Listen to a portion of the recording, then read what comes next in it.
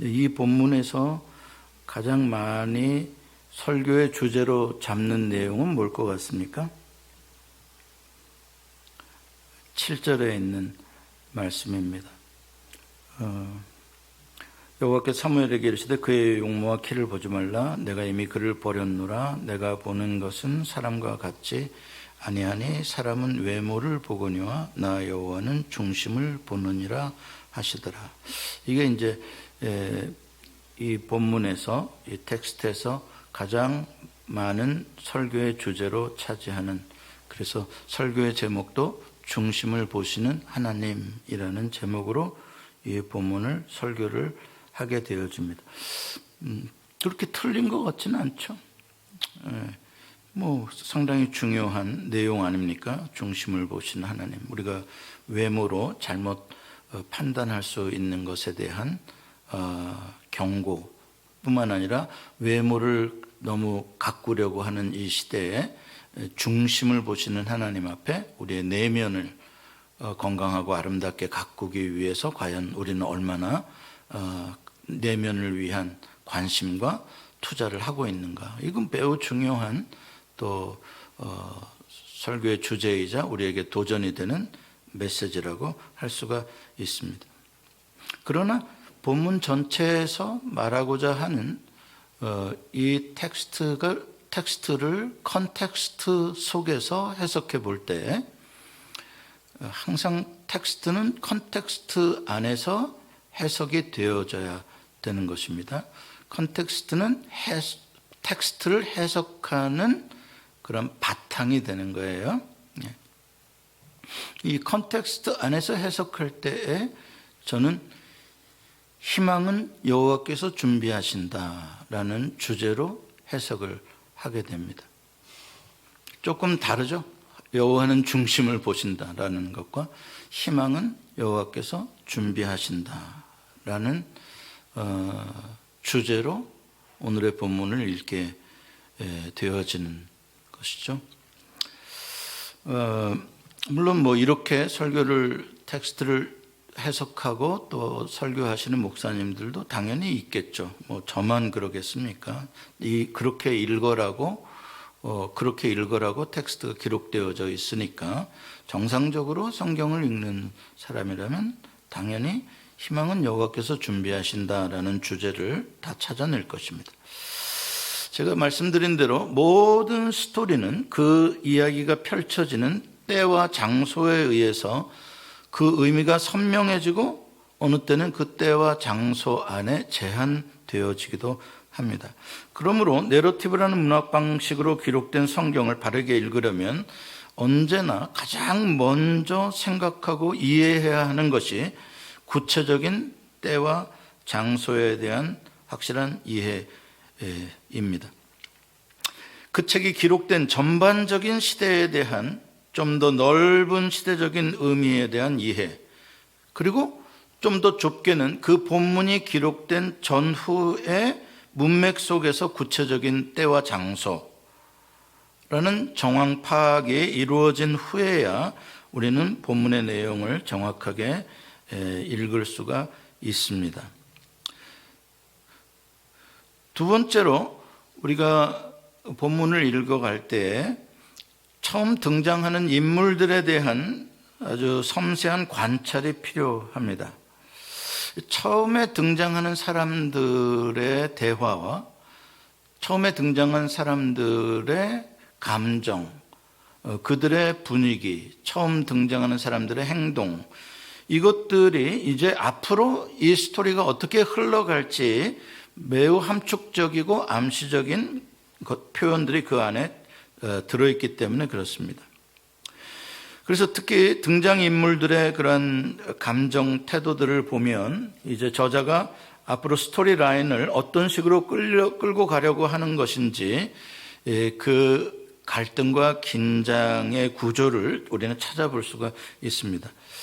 갈등과 긴장감을 느끼게 해주고 그 느낌을 계속 증폭시켜가는 것이 바로 내러티브의 스토리 라인의 가장 특징이기 때문에 그렇습니다. 일단 그래서 맨 처음부터 그 갈등과 긴장의 단초들을 발견하고 다음으로 연결시켜가는 그러한 흐름을 우리가 잡게 된다면 우리는 비로소 이 스토리 안으로, 컨텍스트 속으로 들어갔다, 스토리 속으로 들어갔다, 이렇게 우리는 볼 수가 있습니다. 오늘 이런 관점에서 오늘 본문의 스토리를 한번 읽어보겠습니다.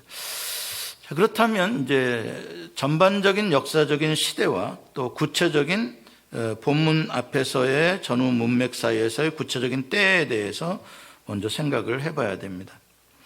아시는 대로 지금 이 이야기는 사사시대가 끝나고 새로운 왕정시대가 시작되어지는 거대한 통치구조의 변화의 시대.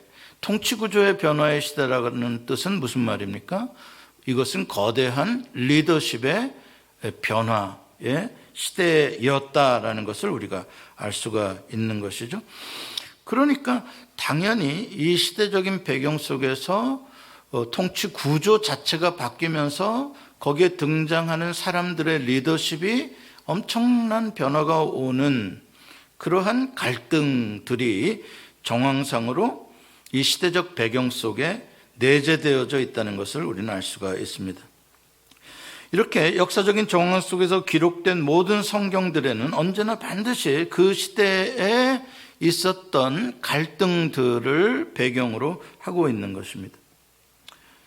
그렇다면 사사시대에서 왕정시대로 넘어갈 때 가장 큰 갈등의 문제는 바로 무엇일까? 리더십에 대한 갈등입니다. 누가 실제적으로 이스라엘 백성들이 따르는 왕인가? 누가 리더십의 실권을 가지고 있는가? 이 문제입니다. 왜냐하면 사사시대에 그 이스라엘이 혼란했던 원인이, 이유가 하나님의 리더십에 대한 거부 때문이었습니다. 하나님이 왕으로서 온전히 리더십을 발휘하고 백성들은 그 리더십에 순종하는 관계였다면 아무런 문제가 없었는데, 하나님의 리더십을 백성들이 인정하지 않고 이방신 바알과 돈을 왕으로 섬겼던 것입니다. 그리고 자기들 스스로가 각자가 왕이 되어서 누구의 그런 인도함을 따르기를 거절했던 시대가 사사시대입니다. 그것 때문에 망하는 그러한 위기에 처하게 되고 언약궤까지 빼앗기고 이스라엘은 블레셋에게 대패를 하게 되었죠. 나라가 이제 점점 촛불이 꺼져가는 시대였습니다. 그때에 희미하나마 촛불을 다시 켜게 해준 사람이 사무엘이라는 한나가 불임 가운데에 극적으로 기도해서 얻고 또 그 얻은 아들을 하나님께 헌신해서 그 사무엘이라는 어린 아이가 그 시대의 희망의 촛불로 타오르게 됐습니다.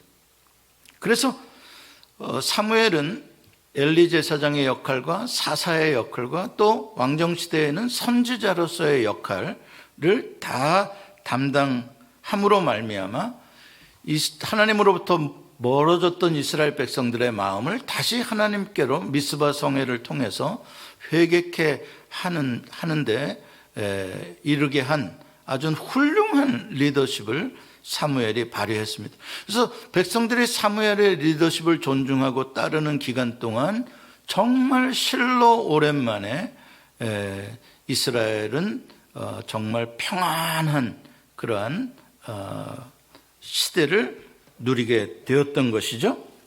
자, 그런데 문제는 사무엘이 이제 늙고 그 아들들이 이제 그 리더십을 이어받아야 하는 제사장으로서의 리더십이죠. 제사장은 승계가 되는 거니까요. 그런 때가 되는데 문제는 사무엘은 훌륭한데 그 아들들이 백성들로부터 존중을 전혀 받을 수 없는 자격이 갖추어지지 않은 자들이라는 점입니다. 백성들은 당연히 지금 시대적인 외부의 환경은 블레셋이 점점 강성해지고 있는 가운데 사무엘의 리더십이 무너진다면, 죽는다면 그 아들들이 어떻게 이 나라의 리더들로서 이끌어가겠느냐라는 데에 당연히 퀘스천을 갖게 됐고, 도저히 그들을 신뢰할 수 없는 상황에서 그럼 어떻게 할 거냐, 이 불안한 리더십의 부재의 문제를. 물론 여기서 백성들이 똘똘 뭉쳐서 새로운 사사를 세우고 또 하나님을 잘 섬기면 그러면 괜찮습니다. 그런데 이미 그거는 굉장히 어려운 상황이고, 사무엘이라는 강력한 리더십을 통해서 하나님과의 관계를 유지할 수 있었던 백성들에게는 그렇게 해줄 수 있는 누군가 확실한 리더가 필요할 수밖에 없었던 것이죠. 사실 하나님께서는 원래 하나님의 나라를 디자인하실 때 하나님이 직접 왕으로 성막에서 다스리시고, 사무엘이나 모세처럼 그 중간 에이전트 역할을 하는 대리자를, 리더십을 세워서 하나님과 백성들 간의 소통과 또 하나님의 말씀을 시행하도록 하는 역할을 하는 구조로서 하나님의 나라를 세웠던 것이죠. 그런데 이스라엘 백성들은 사무엘의 리더십이 이제 점점 늙어가게 되니까 대안으로 요구하게 된 게 왕입니다. 왕. 이제 우리는 왕정 체제를 통해서 리더십의 부재와 리더십의 미래에 대한 불안감들을 해소시키는 게 옳겠다라고 생각되어지는 것이죠. 여러분 아시는 대로 왕정 체제라는 것은 다음 리더가 누가 될지가 바로 결정되어지는 안정감을 주는 체제입니다. 왕의 다음 리더는 누굽니까? 예, 왕세자입니다. 또 그 전 왕이 죽고 왕세자가 왕이 되면 또 그 아들로 왕세자를 또 삼습니다. 그래서 리더십의 공백이라는 것이 없도록 계속해서 확정된 리더들을 가짐으로써 이 리더십을 가지고 갈등하는 문제를 없애겠다라고 하는 것이 왕정시대의 왕정체제의 중요한 의미입니다. 그러니까 이스라엘 백성들은 지난 350년 동안 자기네들에게 왕이 없어서 항상 이렇게 리더들이, 좀 괜찮은 리더들이 있다가 없다가 누가 리더가 될지도 모르고 외부에서는 계속 공격해오고, 그러니까 자기네들이 힘들었다라고 생각을 한 거예요. 그러니까 아예 왕을 세워가지고 안정적인 리더십을 해주는 것이 옳지 않겠냐, 이렇게 사무엘에게 요구를 하는 것이죠. 매우 타당한 주장일 수 있다라고 봐집니다. 물론 그것은 하나님이 디자인하신 하나님 나라의 체제는 전혀 아닙니다. 하나님은 왕을 통한 대리 통치가 아닌, 차이점은 뭐예요? 모세나 사무엘 같은 에이전트들을 통한 통치와 왕을 통한 통치의 차이점은, 에이전트들은, 대리인들은 당대로 끝나는 거예요. 그때 그 사람에게 그 시대에 요때까지 그 역할을 하도록 하나님이 하시고, 그를 패하시고 또 다른 사람을, 전혀 다른 지파에서 전혀 다른 사람을 세워도 아무 문제가 없는 거예요. 그러나 왕정이 되게 되면 그게 안 됩니다. 이미 한 지파에 누가 왕이 됐으면 그 사람은, 그 가문이 계속해서 왕을 하게 되어지는 것이죠. 그러니까 하나님의 선택이 계속 새로운 사람으로 바뀌지 않는 것입니다. 그래서 하나님은 그러한 체제를 싫어하셨던 것입니다. 왜냐하면 사무엘이 걱정하는 것, 하나님께서 염려하시는 것이 무엇이었냐면, 좋은 왕이 세워지게 된다는 전제에서는 괜찮다 이 말이에요. 좋은 왕이 계속해서, 좋은 왕이 또 그 아들도 또 좋은 왕이, 또 그 아들도 좋은 왕이, 그래서 하나님 말씀에 계속 순종하는 왕이 계속 간다. 그러면 괜찮아요, 정말. 그렇잖아요. 그런데 하나님과 사무엘이 생각할 때 그런 왕이란 없다. 인간 왕 중에 계속 좋은 왕이란 있을 수 없다. 한 왕도 좋았다가 나빠질 수 있는 것이고요. 그래서 이 왕이 되게 되면 오는 유혹들이 너무 크다. 그래서 자기가 왕이 되었다는 것 때문에 이 인간 왕이 하나님을 대적하고 하나님의 말씀에 순종하지 않으려고 하고 자기의 뜻대로 자기의 나라라고 생각하고 통치할 위험성이 굉장히 많이 있다. 이게 이방 나라들이 다 그렇게 하는 거니까요. 그러니까 하나님께서 왕정을 반대하셨던 이유도 거기에 있는 거예요. 그러면서 자기 왕국을 만들게 되면 어떻게 됩니까?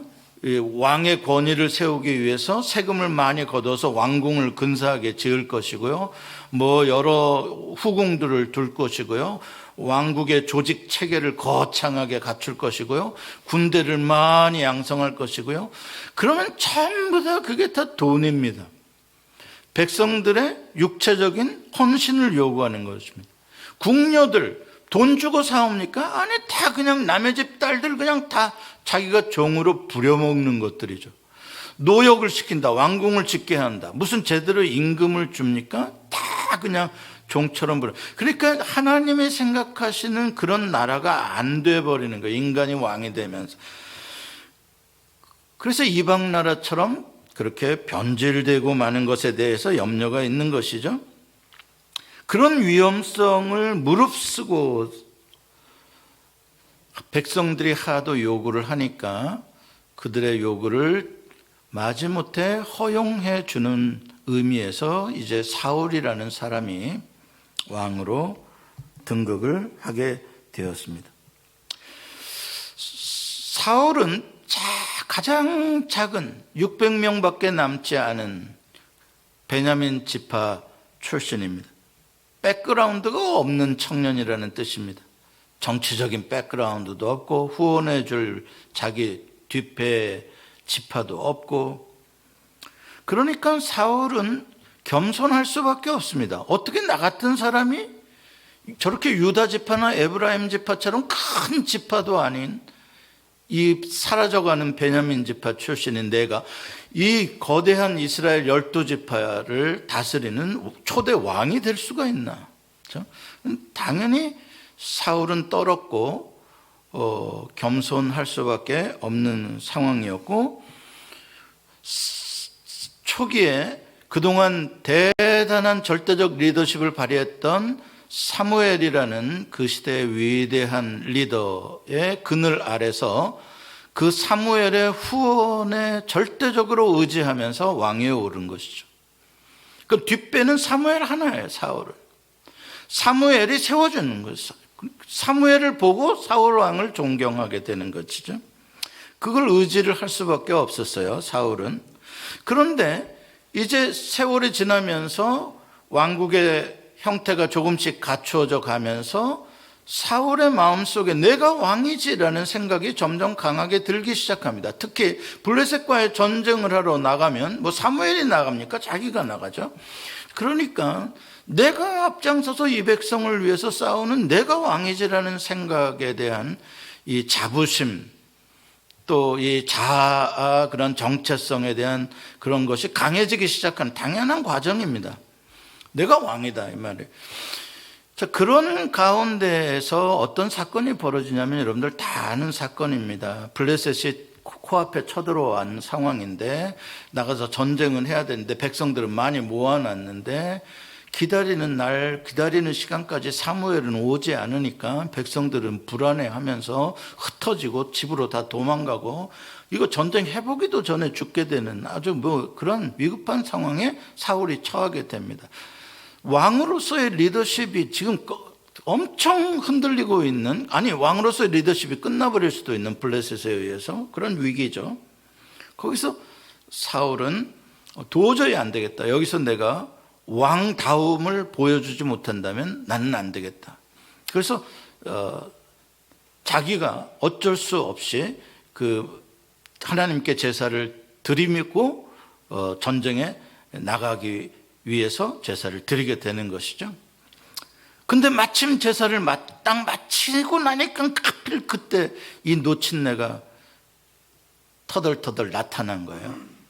나타나더니 내가 늦어서 미안하네 라고 해도 괜찮을 걸 갖다가 이놈의 자식아 네가 제사를 지내서 나를 대신해서 백성들이 지금 나가서 전쟁을 해야 되는 왕을 갖다가 완전히 쪽을 주는 정도가 아니라 완전히 막 이 노친내가 펄쩍펄쩍 뛰면서, 그러니까 사울은 막 왕으로서 막 완전히 얼굴이 다 완전히 콩당무가 돼가지고 엄청난 수치심을 그때 느끼게 되는 것이죠. 거기서 이제 나는 사울은 회개가 아니라 엄청난 복수심 내지는 내가 힘을 길러야 되겠다. 내가 왕으로서의 힘이 약하니까 이 늙은 선지자가 나를 아예 종부리듯 하려고 하는구나. 이런 식으로 해석을 억하심정으로 하게 되어지는 거죠. 그래서 사울은 이제 점점 왕권에 대한 더 강한 힘을 표시하려는 발톱을 이제 드러내기 시작하는 겁니다. 그러니까 하나님이 테스트를 딱 걸었던 사건이 아말렉의 철하는 것입니다. 그건 하나님이 테스트를 한 것입니다. 얘가 하나님의 말씀에 순종할 애냐, 아니면 자기가 왕으로서의 발톱을 진짜 드러내고 지 멋대로 할 왕이냐에 대한 평가 시험입니다. 근데 아니나 다를까 그 시험에서 하나님의 명령에 완전히 불순종합니다. 전쟁에서 거대한 승리를 하게 되니까 그 승리에 도취해서, 그렇지, 내가 이런 왕이지, 내가 승리를 하는 왕이지, 내가 이 백성들이 그러니까 나를 따르고 존경하지, 여기다 승전비를 세워라. 내가 승리했다는 것을 승전비를 세워라. 그리고 내가 백성들에게 이 살진 짐승들을 다 끌어다가 내가 전쟁에 나가서 이만한 전리품을 내가 가지고 왔다는 것을 보여주고, 또 그 아말렉의 왕 아각을 잡아다가 내가 이런 승리를 했다는 걸 좀 멋있게 과시하고 싶어서 자기의 왕권을 강화시키는 아주 중요한 승리로 삼고 싶었던 거죠. 그런데 그 사건으로 인해서 완전히 사무엘과 사울은 관계가 완전히 끝났고, 하나님께서도 사울을 왕 삼으신 걸 후회하고 사울을 버려버리신 거예요. 이게 이제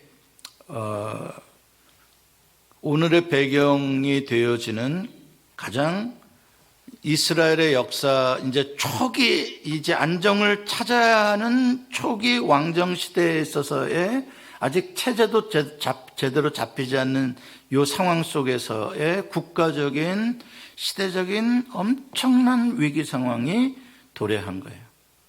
리더십에 대한 위기입니다. 사울 왕은 선지자 사무엘이 너무 미웠고, 또 자기의 왕권으로 이 늙은 선지자를 그가 사는 동네 라마에 완전히 연금을 시켜 버렸습니다. 그리고 이제 완전히 자기의 왕권으로 자기의 시대를 열은 것이죠. 그래서 오늘 본문이 시작되기 바로 전 15장 35절, 이게 이제 16장의 스토리를 시작하게 되는 배경 컨텍스트의 문맥이죠. 35절 읽어봅시다. 시작. 사무엘이 죽는 날까지 사울을 다시 가서 보지 아니하였으니 이는 그가 사울을 위하여 슬퍼함이었고, 여호와께서는 사울을 이스라엘 왕으로 삼으신 것을 후회하셨더라. 자, 이 컨텍스트 속에서 오늘의 본문이 이제 의미를 찾아가게 되는, 분위기가 이제 설정이 되는 것이죠. 배경이 되는 것이죠. 그러니까 이러한 리더십의 엄청난 혼란과 사울 왕에 대한 기대가 완전히 무너졌을 때, 사무엘과 사울 왕 사이에 회복할 수 없는 무서운 갈등이 있었을 때 일어난 지금 이야기다. 이대로 계속 가게 된다면 이스라엘의 멸망은 불보듯이 뻔한 때였다. 자, 이러한 배경을 갖고 본문으로 들어가면 훨씬 긴장감과 우리는 스릴을 느끼며 본문의 스토리 속에 감정이입이 돼서 같이 빨려들 수가 있는 것이죠. 그런데 거꾸로 이러한 시대적인 정황적인 이해가 전혀 없이 그냥 본문을 문자적으로 바로 들어갔다. 그러면 진짜 이 스토리 가운데에서 다양하게 표현되어지는 이 갈등의 의미들, 이 문제의 의미들, 이런 것들이 어떻게 공동체를 살리고 어떻게 공동체를 죽일 수 있는지, 그러한 가운데서 하나님은 어떻게 이 갈등을 풀어내시며 이 공동체를 살리는 길을 열어가시려고 하시는지, 그 복음의 메시지의 흐름을 우리는 놓칠 수가 있는 거죠. 이 배경을 모르게 되면. 그러니까 아까 그런 배경을 모르게 되면 그냥 문자적으로 읽고 너희는 외모를 보지만 용모를 보지만 나 여호와는 중심을 보느니라, 이것만 그냥 오늘 본문에서 핵심 메시지다 이렇게 그냥 바로 읽어버리는 거죠. 그건 아무런 정황하고는 아무 상관이 없는, 어느 시대에나 누구에게나 다 적용될 수 있는 거예요. 컨텍스트가 전혀 없는 겁니다. 그거는 당연히 겉으로 보는 것보다 속이 중요하다는 건 뭐 그걸 무슨 역사적인 시대적인 무슨 정황하고 무슨 상관이 있습니까? 그러니까 우리가 이렇게 시대적 배경을 공부하는 것, 그것을 읽는 것, 이거는 너무 중요한 거다. 그래서 제가 지난번에 26주간에 걸쳐서 길게 바이블 네트워킹 공부를 창조 시대부터 시작해가지고 신약 시대의 요한계시록의 시대까지 이렇게 쭉 시대적 배경에 대한 공부를 쫙 훑어갔던 이유가 어디에 있는 거냐? 언제든지 여러분들이 성경을 볼 때 지금의 이 사건, 이 텍스트는 어느 시대에 어느 곳에서 어떤 정황 속에서 일어나고 있는 것이다라는 것에 대한 감각을 갖지 않으면 본문을 읽을 수가 없기 때문에 그런 공부가 얼마나 필수적으로 중요한가에 대해서 말씀을 드렸던 것입니다. 자, 오늘 본문 1절에 보면 이렇게 시작을 합니다. 같이 읽어봅시다. 시작. 여호와께서 사무엘에게 이르시되 내가 이미 사울을 버려 이스라엘 왕이 되지 못하게 하였거늘 네가 그를 위하여 언제까지 슬퍼하겠느냐. 자, 이 말은 이 말씀 속엔 굉장히 많은 그 암시와 의미들이 함축되어져 있어요. 여러분 조금만 생각하면 여러분들도 다 찾아내실 수 있는 그러한 암시와 함축들입니다. 과연 이 문제가 앞으로 장차 어떻게 될 건지에 대한 그러한 것들을 유추해 볼 수 있도록 그런 힌트를 주고 있어요. 여기에 굉장히 많은 단어들이 의미가 있어요. 여호와께서라는 단어도 의미가 있고 이미라는 단어도 본문에서 굉장히 나오는 중요한 단어 중에 하나입니다. 또 여러 가지 단어들이 있는데 저는 여기서 오늘 여러분들과 공부 가운데서는 언제까지라는 단어를 한번 생각해 초점을 맞춰보려고 하는 겁니다. 1절에서 많은 단어들 중에 언제까지라는 단어에 생각을 좀 더 해보면 저기 어떤 느낌을 주나, 언제까지라는 단어가 그럼 어떤 느낌을 받습니까? 언제까지라는 단어, 이미지, 언제까지라는 이미지. 언제까지라는 단어는 상당한 기간이 지나가고 있다라는 것을 이미 암시하고 있는 단어죠. 지금 하루 기다렸는데 언제까지 그러지는 않잖아요. 그러니까 뭔가 하나님께서 뭔가 사무엘로부터 기대하는 바가 있었는데 계속해서 사무엘은 지체하고 지금 그것을 하지 않고 지금 이 시간이 상당히 흘러가고 있는 거예요. 그리고 이제 언제까지라는 의미에서는 더 이상 기다려 줄 수 없는 지금 때까지 지금 이르렀다. 이제 뭔가 액션을 취하지 않으면 안 되는 그런 상황이 지금 도달했다. 이제 이러한 의미들이 이 언제까지라는 단어 속에 들어 있는 것들이죠. 이제 더 이상 지체됐다가는 큰일 난다. 그래서 이 언제까지라는 단어 속에 뭔가 주는 긴장감이 있어요. 그러니까 뭔가 사무엘이 고민하고 염려하고 행동으로 옮길 수 없었던 그러한 모든 리스크들을 있음에도 불구하고 뭔가를 해야지 않으면 안 되는 그런 긴장감들이 느껴지게 하는 단어가 언제까지라는 단어인 것이죠. 그래서 이게 성경을 읽어가는 여러분들의 방법을 제가 힌트로 드리고 있는 거예요. 그러니까 성경을 읽으면서 그냥 아무 생각 없이 읽어버리면 그냥 다 넘어가는 것들이에요. 그러나 그것에 대해서 뭔가 여기에서 주고자 하는 어떤 의미가 함축되어진 단어들에 대해서는 우리가 조금 더 생각을 해봐야 되는 거죠. 너무 많지만 제가 한 단어만 골라본 거예요. 자, 그렇다면 여기서 사무엘은 계속 언제부턴가부터 시작해서 지금까지 계속 사무엘은 슬퍼만 하고 있었던 거예요.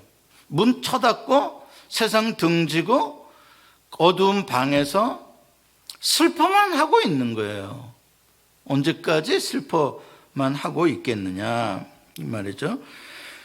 자, 그렇다면 우리는 여기서 이제 생각하게 되는 거죠. 왜 사무엘은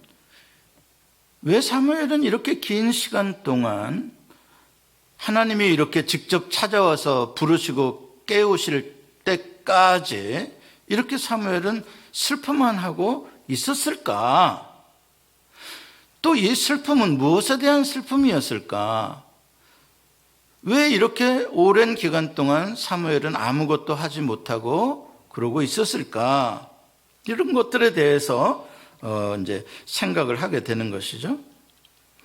겉으로 보면, 얼핏 보면 하나님께서 그 슬픔에 대한 해석을 해주신 것 같아요. 이미 사울을 버려 이스라엘 왕이 되지 못하게 한 것에 대해서 슬퍼하고 있었다, 사무엘이. 자, 그러나 그것도 있겠지만 지금 사무엘이 갖는 슬픔은 굉장히 복합적인 슬픔이었을 가능성이 굉장히 많아요. 사울 왕이 하나님의 뜻대로 하지 못해서 버림받은, 그리고 그 사울 왕을 세우는데 자기가 아주 굉장히 중요한 역할을 했잖아요, 사무엘이. 그리고 백성들을 설득했고, 거기에 따른 어떤 자괴감에 대한 슬픔, 또 이렇게 망할 수밖에 없는 왕정 체제를 끝까지 백성들이 요구했던 그 백성들에 대한 슬픔, 또 그들의 요구를 끝까지 거절하지 못하고 받아줬던 자기의 그런 모습에 대한 슬픔, 또 더 중요한 슬픔은 뭐겠어요? 이대로 이 나라가 망해가는구나. 그런데 나는 어떤 것도 할 수 있는 힘이 나에게는 이제 남아있지 않구나. 나는 이스라엘 민족의 멸망을 바라보는 슬픔, 거기에 자기는 아무것도 할 수 없다는 슬픔, 아마 이게 가장 큰 슬픔의 이유들이 아니었을까, 이런 생각을 해보게 되는 거죠. 이건 누가 가르쳐주는 것도 아니고 누가 써놓은 것도 아니에요. 다만 이러한 컨텍스트 속에서 이러한 어느 때까지라는 단어들을 보면서 사무엘의 마음 속에 들어가서 사무엘은 이때 어떤 마음으로 왜 슬퍼했을까를 느껴보려고 하다 보니까 그런 생각들을 하게 되어지는 것이죠. 자,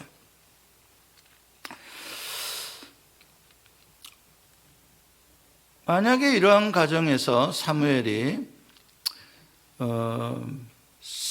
자기가 문제를 뭔가를 해결하겠다 싶어서 나선다면, 그래서 누군가 또 다른 지도자를 또 물색한다면, 자기가 움직이기 시작한다면 분명히 정치적인 행보로 보이게 될 것이고, 그것이 오히려 더 나라의 혼란을 가중시킬 수 있는 경거망동한 행동이 될 수도 있겠다. 그렇죠?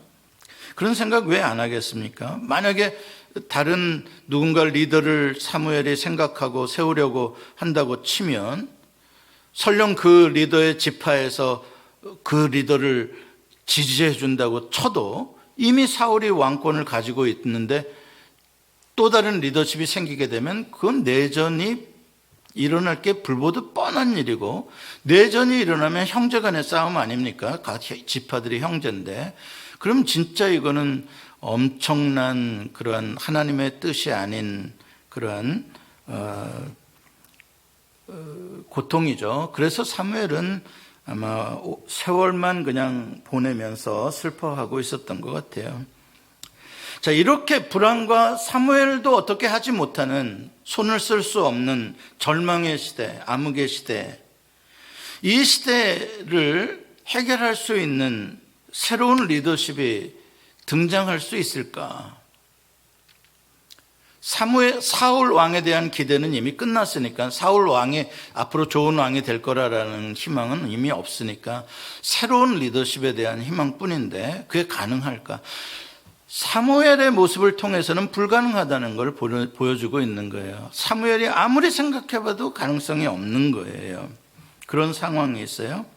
그런데 희망이 있을까 할 때 오늘 본문에서는 뭐를 말해주고 있는 거예요? 있다라는 걸 말해주고 있는 거예요. 사무엘은 없다였어요. 시대적인 정황은 없다였어요. 그러나 뚜껑을 열어보니까 희망이 있다라는 겁니다. 그 희망이 뭔가? 그랬더니 여호와께서로 시작이 되어지는 겁니다. 여호와께서 사무엘을 찾아와서 말씀하심으로써 여호와께서 이새의 아들들 중에 한 왕을 미리 정해 놓으셨다라는 이 놀라운 비밀이 이 시대의 역사적인 이 절망을 해결하기 위한 하나님의 적극적인 개입과 하나님의 적극적인 주도적인 하나님의 역사하심이 희망이다. 그거를 말해주고 있는 거죠. 그걸 말해주고 있는 거예요. 그러니까 여호와께서 그 오랜 기다림의 침묵을 깨고 사무엘에게 말씀을 하심으로써 새 희망의 빛이 어둠을 뚫고 사무엘 속으로, 이스라엘 속으로 들어오고 있는 것입니다. 자, 그런데 문제는 이미 절망 가운데 마음을 다 빼앗겨 버린, 이미 낙심해 버린 사무엘입니다. 하나님께 사무엘에 이렇게 명령하십니다. 너는 뿔에 기름을 채워가지고 가라. 내가 너를 베들레헴 사람 이새에게 보내리니 이는 내가 그의 아들 중에서 한 왕을 보았느니라. 자, 이 명령은 살떨리는 명령입니다. 소름이 팍 머리끝이 서는 명령입니다. 사무엘은 늙었습니다. 하나님은 지금 영모를 꾀하고 계십니다. 이 영모를 통해 이스라엘이 어떻게 될지 정말 어마어마한 무서운 말씀입니다. 사울왕의 왕권은 이미 강화되었습니다. 사울왕의 CIA 요원들은 이미 라마나요새 다 정보원들을 숨겨놓고 있습니다. 사무엘의 일거수일투족을 다 사울 왕의 정보 요원들이 다 지켜보고 있습니다. 무슨 짓을 꾀할지, 저 노인이 무슨 꾀를 꿍꿍이를 벌일지 모르니까 누구를 만나는지 어디를 가는지 철저히 보고하라. 이미 다 명령 떨어진 상황입니다. 늙은이가 뭘 어떻게 할 수 있습니까? 이미 실망할 거 다 했습니다. 베들레헴으로 가서 이새의 아들을 왕으로 세워라. 뭐 대놓고 유다 지파에서 왕을 하나 세우겠다는 겁니다. 하나님께서. 베냐민 지파 끝났다. 사울 왕 이제 끝났다. 걔는 이제 걔 왕가는 이미 하나님 문 닫아버리셨다. 그리고 새로운 왕가를 유다 지파에서 세우시겠다. 그 무서운 영모입니다. 자, 이거는 정말 위험하고 너무나 많은 사람들이 죽을 수 있는 굉장히 무모한 명령이 아닐 수가 없는 것입니다. 여기에 늙은 사무엘이 순종할까? 그리고 진짜 하나님의 이 무시무시한 이 영모의 계획이 은밀하게 비밀을 유지하면서 마지막까지 성공할 수 있을까? 이건 정말 긴장이 아닐 수가 없는, 앞으로 전개되어질 이 긴 다윗 왕이 세워지기까지, 아니 그 왕이 세워진 이후에 남한국과 북한국으로까지 또 분열되어지면서 민족 간의 싸움이 일어나게 되어지는 그 모든 단초들이 여기서부터 비롯되어지는 스토리 라인에서의 가장 서두에 지금 해당되어지는 엄청난 갈등이 던져지고 있는 것이죠. 문제 제기가 여기서. 자, 여기까지 우리가 이야기를 스토리 라인을 읽을 때 이 서론 부분에서 주어지는 갈등과 문제점들을 긴장감 있게 읽었을 때 그 다음에 사무엘의 행동에 대한 기대감, 어떻게 할 건가, 어떻게 그렇게 할 수 있나, 또 그렇게 할 수 있도록 하나님께서는 무슨 역할을 하고 계시는가, 앞으로 어떻게 진행이 될 건가, 그 이세 선택해 놓았다는 그 왕이라는 애는, 아니 사람은 누구일까? 그 사람이 어떻게 이 사울 왕의 이런 무시무시한 왕권 가운데에서 생존해서 왕이 될 수 있을까? 이 모든 스토리 라인에 이 긴장감을 가지고 스릴감을 가지고 들어갈 수 있게 만들어진 것이 오늘의 본문의 1, 2절에 3절, 35절부터 15장 이야기인 거예요. 그러니까 우리가 성경을 읽을 때 좀 목사니까 쟤는 저렇게 잘 아나 보다. 아니에요. 그렇게 목사니까 알라고 쓰여진 책이라면 이건 목사들을 위한 책이죠. 그렇지 않아요. 원래 이렇게 읽도록, 누구든지 이렇게 읽도록 쓰여진 거예요. 다만 우리가 너무 무지하게 이러한 생각 전혀 없이 그냥 무턱대고 본문에다가 헤딩을 해버리니까 이런 것들을 전혀 감동 없이 그냥 읽어버리는 거죠. 스릴이나 어떤 감정이나 이런 것들이 전혀 느껴지지 않는, 다음 스토리에 대한 긴장감이 전혀 없게 되는 것이죠. 그러니까 우리가 이걸 더 이상 이런 방식으로 성경을 읽어가고 목사들이 해석해 주는 것이나 받아먹는 그러한 수준에 머물지 말라고 제가 자꾸 챌린지를 지금 하는 거예요. 이런 식으로 읽는 거다. 한번 트라이를 해봐라. 누구나 될 수 있는 것이기 때문에, 그렇게 할 수 있도록 성경이 쓰여진 것이기 때문에 도전을 하는 겁니다. 앞으로 이 본문을 가지고 오늘 이제 1절, 2절 했으니까 조금 더 이야기를 진행시켜서 수요일 날 하도록 하겠습니다. 기도하십시다.